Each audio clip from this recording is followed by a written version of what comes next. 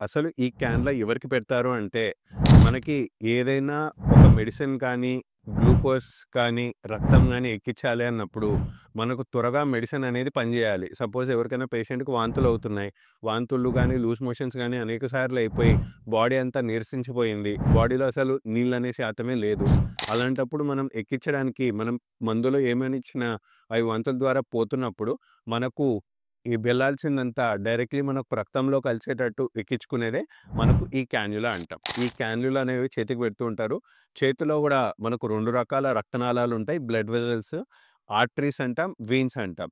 అంటే హార్ట్ నుంచి చేతికి రక్తాన్ని, మంచి రక్తాన్ని తీసుకొచ్చేదాన్ని ఆర్టరీస్ అయితే, ఇక్కడ చేతి నుంచి ఉన్న చెడు రక్తాన్ని గుండెకి తీసుకొని పోయేదాన్ని వీన్స్ అంటాం. అంటే సిరలంటాం. ఈ వీన్స్‌లో ప్రెషర్ అనేది తక్కువగా ఉంటుంది.